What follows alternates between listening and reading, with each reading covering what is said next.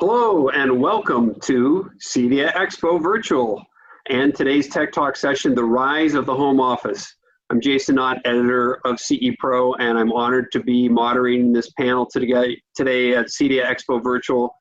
Today's session is brought to you by Crestron, so I want to thank Crestron for sponsoring today's home office discussion. So since the pandemic hit, we all know that no area of the home market has grown better or had much more momentum than the home office. Think about all the people who are now working from home, the distance learning element that's been combined to it. It's really a growth category like none other. And I think a lot of that trend is going to continue after the pandemic is over, because a lot of people are going to realize they may not need to be in a commercial office setting to get their work done. And I would venture to even speculate that the home office is becoming such a centerpiece of integrators' business that you might want to nickname it the hub of the home, replacing the kitchen. So I know in my case, if I had a refrigerator in my home office, my waistline wouldn't like it. So it might be kind of a semi-kitchen going forth. The other element that I want to throw in there is there's people who I think never realized they needed a home office. I can say a lot of my coworkers were working at their kitchen tables when this whole thing started, and that got old really, really fast. So today the home office is much more than just a desk and a computer. There are multiple subsystems that need to be installed, and integrators are bringing these solutions to their customers, including furniture, lighting, obviously the network, and teleconferencing gear. So we're here to talk about all of that. So with me today are two of the elite custom integration companies in the US who have home offices as part of their solutions. First, let me introduce Dave Rains, founder, president, and CEO of Osbee Industries in Westchester, New York. Welcome, Dave. Tell us a little bit about Osbee. We've been in business 20 years. We have 35 people. We're a platinum Crestron dealer, and we do everything from audio, video, to IT, to surveillance. Great, thanks for joining me today. Also with me is Will Gilbert. Will is co-founder of Think Simple in Fort Lauderdale, Florida. Welcome, Will. Jason, how's it going? Great. Tell us a little bit about Think Simple. Well, Think Simple was started about 18 years ago. It was grown into 4 locations in the Bahamas, South Florida, Central Florida, and also in New York. Much like Dave, our company started in the IT world, so we have a much deeper understanding of network requirements in our residential, commercial, and hospitality businesses. And when we started, it was myself and 2 partners doing all of the work, running the cables, doing the sales. Now we have a staff of about 80 people. So for our guests today on CEDIA Virtual Expo, you'll notice at the bottom of the screen, you see a chat function and a Q&A function. So please make sure to put any of your questions into that Q&A function during the presentation, and we will be answering those questions at the end of the session. Okay, let's jump right into the topic at hand. So when the pandemic hit, what sort of demand from customers for home network upgrades did you see, and has that demand remained strong? Dave, let me start with you. Many of our clients didn't want us in the home. They wanted to keep as far distance. We're in New York.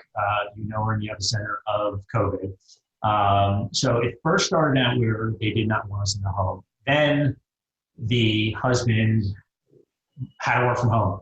And after that, they needed higher speed internet. They needed a better backbone for Wi-Fi throughout the home, double monitors on their desk, video conferencing. So we did end up coming into some of the homes and helping people with that. Will, what was your experience when this pandemic hit? Yeah, it's pretty much the same thing. Residential people didn't want you in their homes. Really, our enterprise customers, their IT staff kind of drove it a bit for us, where since their workers now at home working remotely, you needed to have all of the things needed to be able to have a successful video call. So, while we took care of all the AV devices, maybe installing a Crestron Mercury on someone's desk, the enterprise side took care of the network and the security requirements for them. And then, in all of our new build residential projects, more and more are we talking about doing, more cabling, adding in, hardwired connections for devices that need them, right? Before, maybe an office was a secondary location, which is Wi-Fi. That's not going to cut it moving forward. And I think your other question was about, is the home office here to stay? I think definitely so. It's always been here, but it's been more of a place to open your mail. Now it's, somewhere people are actually doing real business from, but there'll still be a blend of going to the office and working from home. Yeah, let's back up for a quick second. And I know both of you guys as top custom integrators, when you go into any project, you're looking at that network. The network is really the engine that runs a lot of the subsystems, whether it's the home office or whether it's the media space. So let me ask you, describe for me, Will, let me start with you. What is your typical home network installation look like? And did it change at all with the pandemic, or has it always been something at an enterprise grade level? Yeah, coming from the IT space, we've always made use of enterprise equipment, both in home and commercial spaces. Using HP, Cisco, Ruckus for Wi-Fi, right? And using that kind of equipment gives you, more finite control. You can prioritize traffic for audio and video, and then it has inherent security advantages over consumer grade equipment. Dave, what about you? What's your typical network installation look like, or system setup? Typically, our incoming internet connection is a FiOS connection, so it's gigabit. We usually put that into a Sonic wall firewall, and then into Dell Ethernet switches, and then finally into Ruckus. Let me talk a little bit about cybersecurity. It's always something that I found interesting. We recently did a survey in CE-Pro, and it was, I believe, 73% of integrators were not offering any sort of cybersecurity element to their network installations. There was recently a study by Malwarebytes that came out that said 20% of home offices have had some sort of a breach since the pandemic started. So what do you bring to the customer at the cybersecurity level? Let me ask you that first, Dave. Using a strong firewall, remote monitoring, antivirus on all the desktops, making sure your firewall has no ports open, making your clients use a VPN connection instead. A lot of those basic things create a more secure network.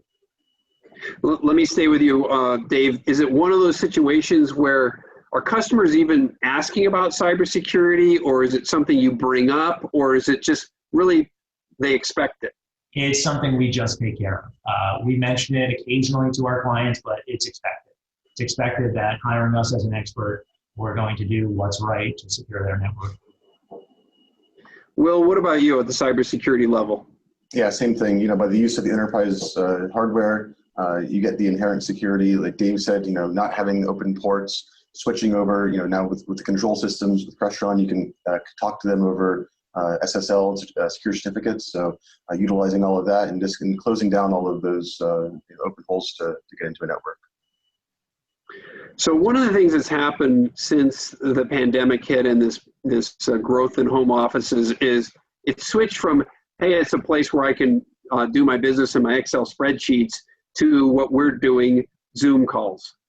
So how have you addressed the video teleconferencing needs for your customers at the home office? Will, let me start with you on that. Right. The big thing is providing the best technology possible, right? So dedicated hardware, having the best experience, the nice Hudley auto framing cameras, room devices like Crestron Mercury, the same device that might be installed in their office, they now have it at their home on their desk. And then from the other part of it, their kids are now home teleconferencing to school, right? So we've been providing more interactive whiteboards with sound bars and auto framing cameras as well, so they can have the best of both worlds, being able to do that whiteboarding and creative side of things, and provide again dedicated hardware to connect back to the school environment, not just trying to use a laptop on a Wi-Fi connection. Let me stick with you on that teleconferencing and that sales conversation that you're having with a customer, and you're upgrading their network, or even if it's a new project. Is teleconferencing kind of the lead discussion, or is it just kind of come along with the network?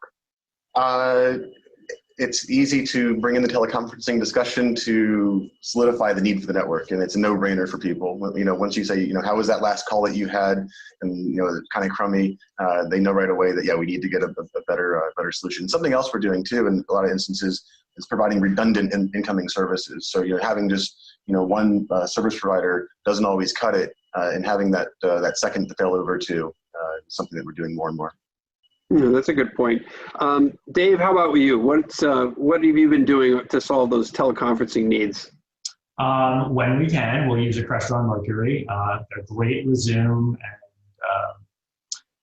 and it depends on what the client needs, right? Some of them are okay with a webcam just on top of their computer and they're done. Others want to be able to sit on their sofa and have their big 65-inch screen be their monitor to their video conference, and it all depends. But we've been doing a lot of Crestron Mercuries. You guys both have mentioned Crestron, again, the sponsor of the session. Recently they've unveiled several products in their home conferencing solutions portfolio. And I know some of the products are really new and you haven't had a chance to deploy them yet. But in general, do you see manufacturers following suit? Crestron's really kind of leading the way with this, but do you see other manufacturers following suit in this becoming this home conferencing solution becoming something that they're going to be targeting to residential guys like you? Dave, let me ask you that. Yeah, I think so. These are, we're in a different world right now, and more products that can enhance how someone can work from home, the better. And I think that they are interesting products that will move into the living room, move into the screened-in porch. We could see this expand everywhere now. Will, what do you think? I think from a manufacturing point of view, Crestron has the most leverage there because they've been in the home environment for 40 years. They've been in the corporate world, right? Where other companies play in just really one space, the corporate world, right? So Crestron definitely has the leg up, with systems like HomeTime, where you can have that microphone, speaker, camera, like Dave was saying, underneath your big display in a living room or family room. And then using NVX technology, you can have multiple around the house. So you can have one maybe in your home office and one in the family room. And you can just route that back to that engine that's running Teams or Zoom. For sure, Crestron is probably going to have the leg up on everybody else. Let me delve outside of just the teleconferencing and the network and talk about some of the peripheral equipment and services and solutions that can be part of the home office solution. I had recently read where national home builder Lennar was seeing a great uptick in the number of people who were purchasing their homes, their new construction homes that had a home office solution. And one of the elements of that was a soundproofing upgrade that the homeowner could buy, whether it's additional drywall, additional insulation, something like that. So it kind of leads me to think about there's a lot of peripheral things that can happen with the home office. For example, we could have a great teleconferencing system, but if your lighting is poor or your room is echoey, then that really doesn't bring the greatest experience. So let me ask you, Will, what are some of the other elements that you try and bring in or you can bring to the home office solution? Right. I mean, I think a lot of our homes that we're working in are usually, higher end, much larger homes, and they take a lot of that stuff into consideration already with soundproofing those offices, using, gasketed doors, things like that. But definitely, the lighting and also the layout of the room is kind of changing. Just recently we had a new build moved in a couple months ago, and in their home office, they had their desk and they also had a meeting table location. And what we were able to do there was put the display on a motorized mount.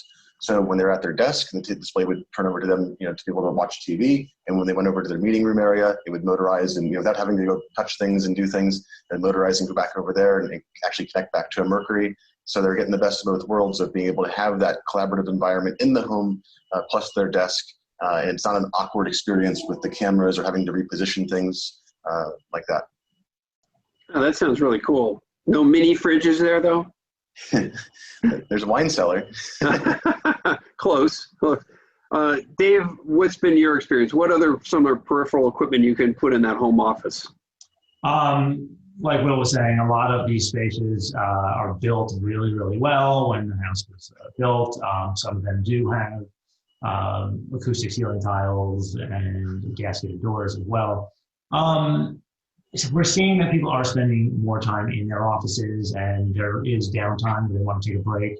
A typical office will have a desk and a sofa in it. Doing new bookshelf speakers of a high end. That's something that people might want. Or as you can see in this photo, this is a project we did where we used Crestron's quad screen processor and was able to put 4 different cable boxes up so they can view the different finance stations like Bloomberg and CNBC and MSNBC.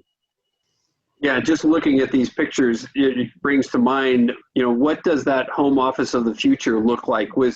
I saw the flat panel up there above the fireplace. Is multiple displays going to be going forth the mode, and are they going to be mounted on the walls? What do you see the future of the home office looking like, Dave? Multiple displays are definitely a thing. 1, 2, maybe even 3 at some of our clients' homes. A lot of them have Bloomberg finance software up. So that'll be on one screen and the Outlook will be on the other screen. We've been doing also a lot of the widescreen monitors, these ultra wide 21:9 aspect ratio screens to substitute the 2 monitors. So that's a big trend we're seeing.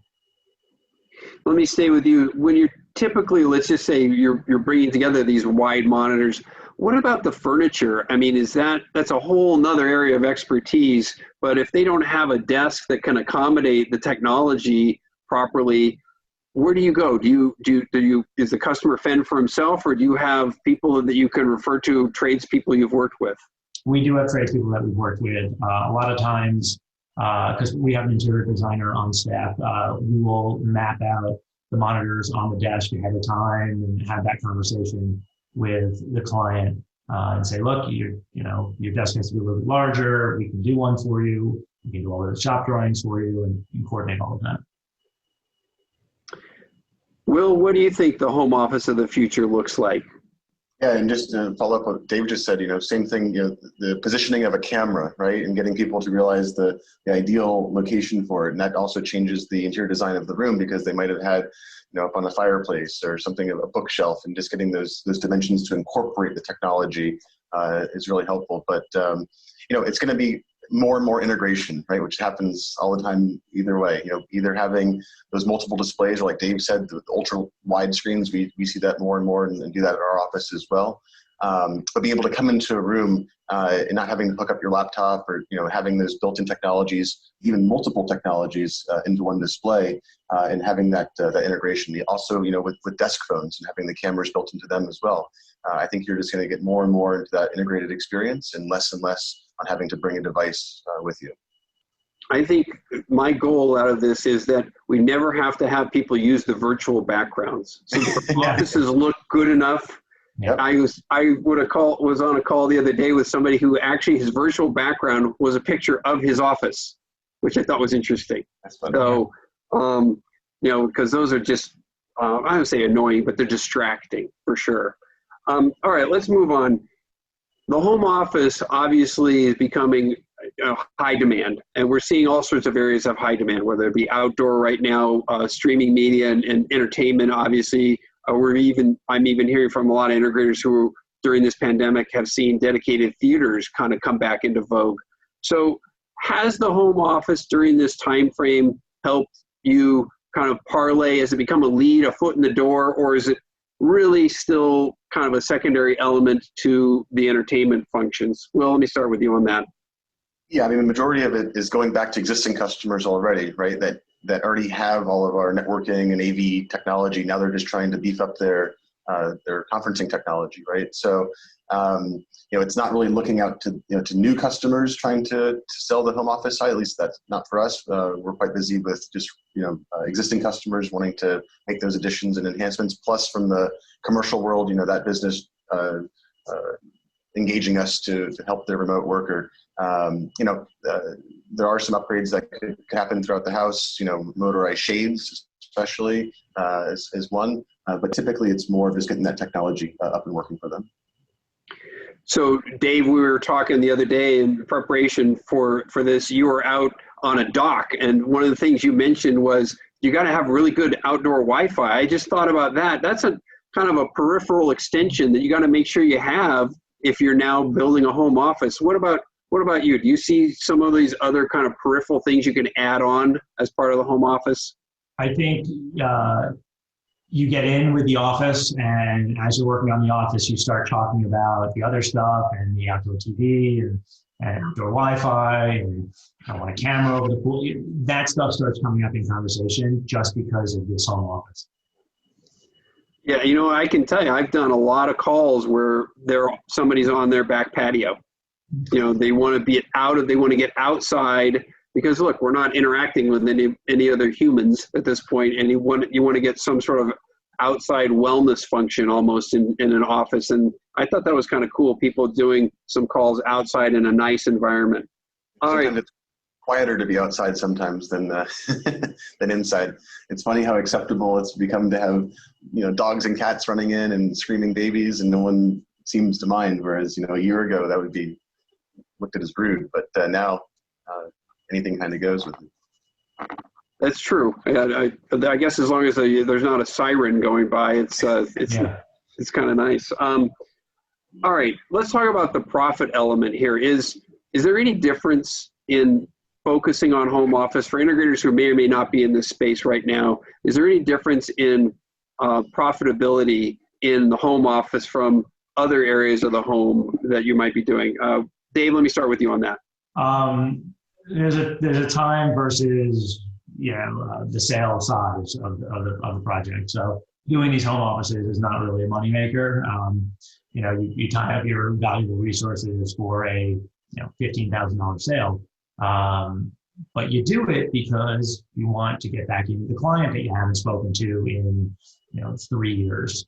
When I say spoken to, meaning face to face and back like how it was when you did the original sale for the distributed video or distributed audio, because the office is an add-on. But it does get you back in there, and it allows you to have the conversation with the client about, like I mentioned, the outdoor Wi-Fi, the cameras, the outdoor audio, and maybe moving their old Crestron digital media system from a 1080p system to 4K, or moving them to NVX. So those conversations open up and they become larger sales. I'm just curious, when you go to a customer who might have, heaven forbid, some sort of cable modem level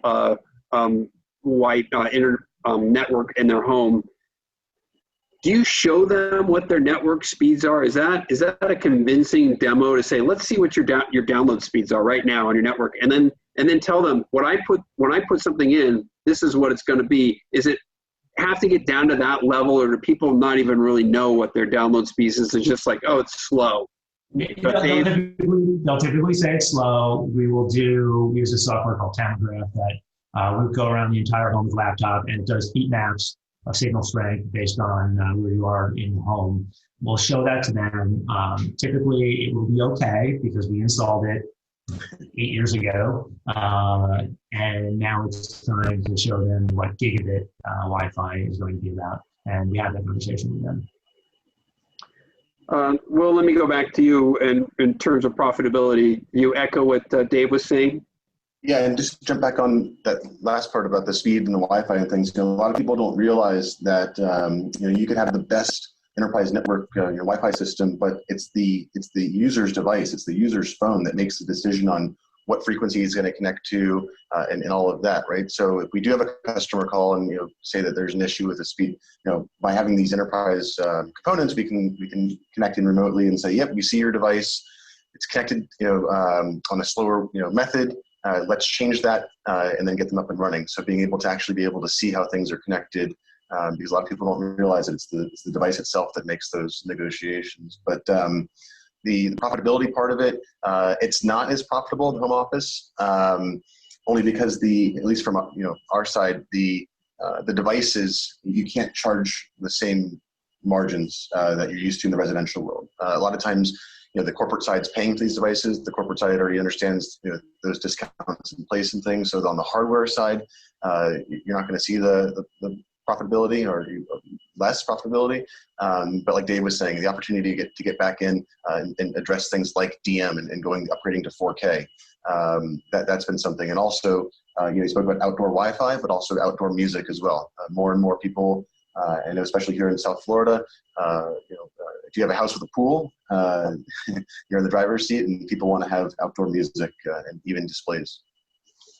Let me ask you an area that I think is a quandary for a lot of integrators, and that is service agreements related to the home office. So you could make the case that because the home office has got all these devices you were just mentioning, Will, it's going to have printers and it's going to have monitors and it's going to have even keyboards and things of that nature that the homeowner is dealing with, that these are opportunities for devices to break, unfortunately, and not be compatible or something go wrong. But it also kind of maybe opens the door for you to have more value for a potential service agreement. Where do you stand in terms of service agreements? Has the home office pushed the needle at all on the service agreement side, or do you feel like, boy, it's really tough, you have to limit a service agreement when it's a home office involved and itemize specifically the components and the devices that you're not going to be responsible for? Let me ask you that first, Will. Sure. I mean, it always depends on the customer, right? Those customers that are spending lots of money with you, building out their home, you typically bend over backwards for them and give them a lot of extra support, maybe for a year or two without, really charging for things, just because of the profitability and what you've done. The customers that are coming from the enterprise world, they're already used to having service agreements. So, getting those in place with their employer and being able to do, home office checks, things like that, where you can have specific costs for things, because businesses like to know specific costs, not just time and materials. So yeah, I think there is a potential for more service agreements in the home office space, especially with those corporate people working from home. Yeah. Dave, where do you stand on the service agreement side with the home office? We have some service agreements in place for the entire system in the house, not necessarily some for the home office. Many of our clients believe, again, I'm in New York, they believe that their home office should be covered with the service contract that they have for the rest of the house. So we typically end up having to just cover it and not get in the fight with the client about it, even though some of the products are new that are being installed. Yeah, I mean, obviously, that line where if they're going to ask you about something on their mobile phone, you're going to be like, hey, I'm not dealing with that, but yeah. It gets kind of that gray area, So, all right. Before we get to the Q&A, let me ask for some concluding thoughts for integrators who may not be focusing on the home office now, but might be thinking about that as a way going forth. What's some good advice for them working and succeeding in the home office space? Dave, let me start with you. Simply ask your client, hey, how's your office set up? I know you have a home office. I know we put a TV in there back in the day, but have you considered some of the new technology that's out there? What do you use for video conferencing? And then just try to weave into that conversation, hey, can I come over? Let's just chat. And that's where you can really speak to them and show them what they can do to pimp out their office and make it a little easier to use. Will, any good pieces of advice you want to offer? I mean, it's the same old thing. It's, know the technology, right? So buy the device for yourself, use it on yourself, test it, yourself, just like anything you would normally do in the AV world, right? So when you go to talk to that person about their home office, you're kind of the authority on this equipment works the best because here's why. We've used X, Y, and Z, but this is the much better way to do it. So it's just knowing the tech and using it yourself. All right, this has been a great discussion, and I'm excited to see some of the questions that are coming in. So the panel's here to answer your questions, and we're going to jump into the Q&A right now.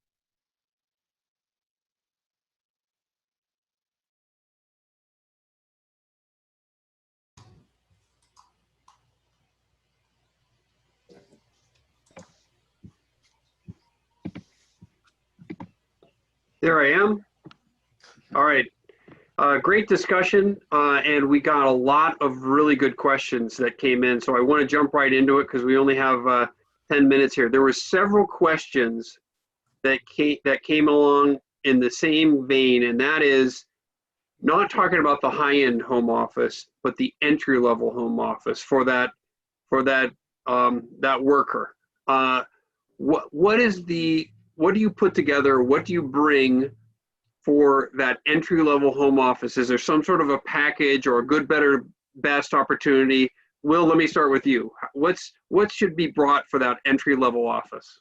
Right. Well, first you have to look at the the size of the space, right? And then the hardware is kind of dictated by that. So you might have an entry person that could use just a Logitech meetup with a built-in speaker and microphone, right? That just connects back to their laptop and provides a great experience. And then the other user that might have more high-end needs, where they need to have integrated Teams or Zoom into a larger size device or multiple microphones, then looking at maybe a Crestron Mercury. So it's really looking at the space, what they have, and then going from there.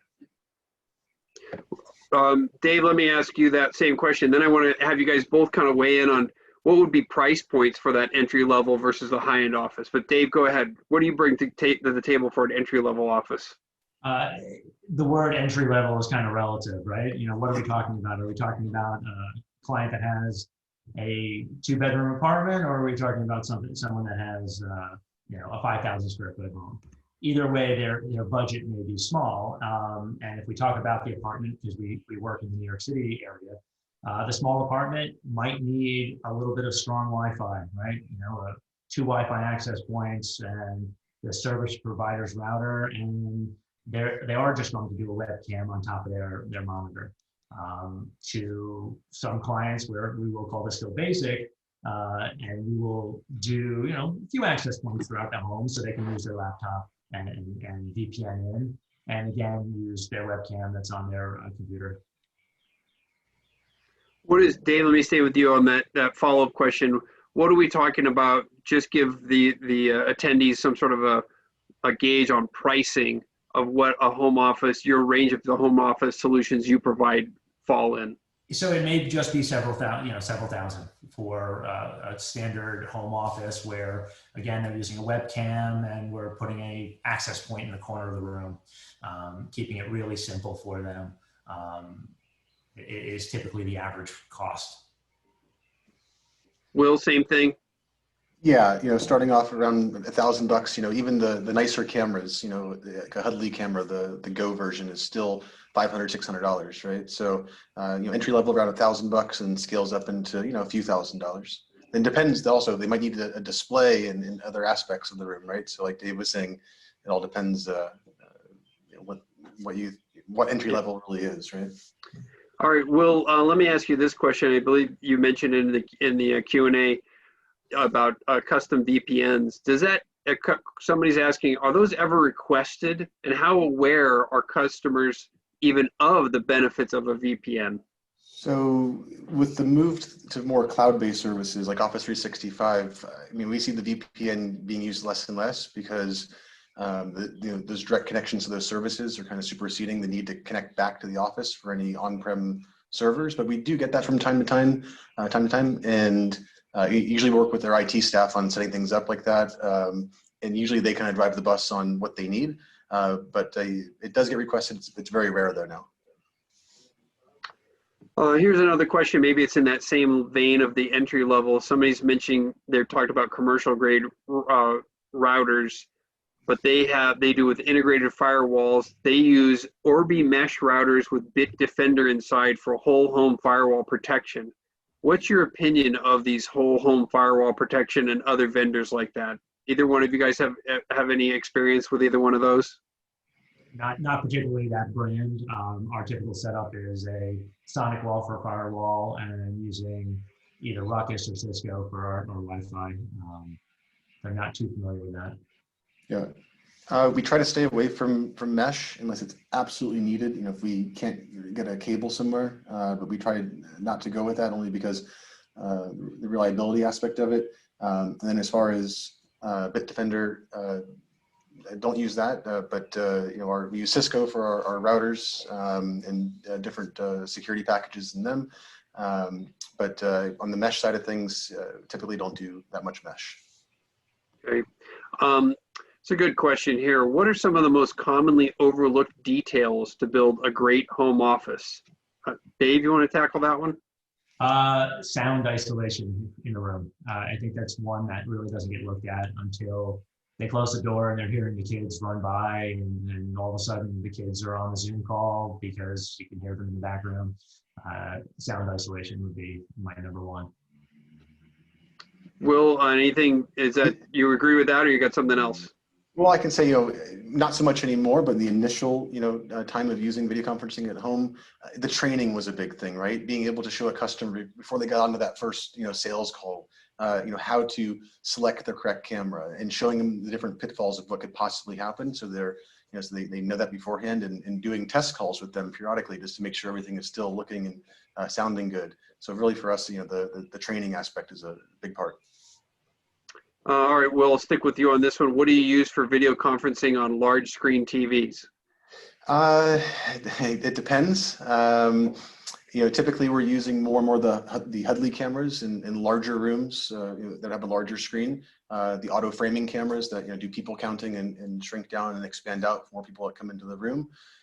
We don't use anything built into the TVs. It's always going to be a separate camera, and then pairing that with a device like the Crestron Mercury for the audio aspect. Dave, here's one. Other than Crestron, what are some other options available to upgrade Zoom? You can sort of do it yourself. You can get a small Intel Nook computer, and you can mount it behind the TV and have a Bluetooth keyboard and mouse. I might say it's the poor man's way of doing it, but you can then enhance it from there. You can get a more powerful computer, and you can do other things like screen sharing and running PowerPoints and stuff on it. But your solutions don't have to be expensive. There are really great things out there by using a small computer, Bluetooth keyboard and mouse, and you have your pick of the litter on webcams. Here's an interesting question, something I hadn't thought of, and maybe it's something none of us have thought of, but it's addressing HIPAA laws. Is there some sort of privacy concern related to the home office that the integrator needs to be addressing that you guys are familiar with? We don't deal with any of those types of things with any doctors that would have to deal with that. They typically have their own software and tokens and things to get in, but not on a video conferencing. I hadn't heard that before. Yeah. Same here. I had a question. Something we didn't talk about in the first conversation was, this industry has never really gravitated towards whole home surge protection, and rightfully so, because I think that the evidence shows that most surges and spikes occur from other equipment that's in the home. So what we see is, guys like you isolating the AV equipment, with a surge suppression. But is there an opportunity for surge suppression in the home office also, just like you're doing for the AV equipment? Nothing as major as a whole home has been considered for, because of the office, I want to surge protect the whole home. I mean, for the office, sorry. But UPS battery backups and keeping things isolated as best we can has typically been fine. Knock on wood, we haven't experienced anything with any of our clients, and we're in the suburbs of New York City, and there are lots of lightning storms here, and things have been pretty good because of being isolated on UPS. Got only another minute here. Will, let me just let you take the last question. It's a good one. How do you handle installation of customer-provided equipment when they choose not to purchase what you're providing? So, and I'm sure Dave feels the same way. One part of being successful, and especially in the custom industry, is knowing when to say no, because once you touch it, you own it.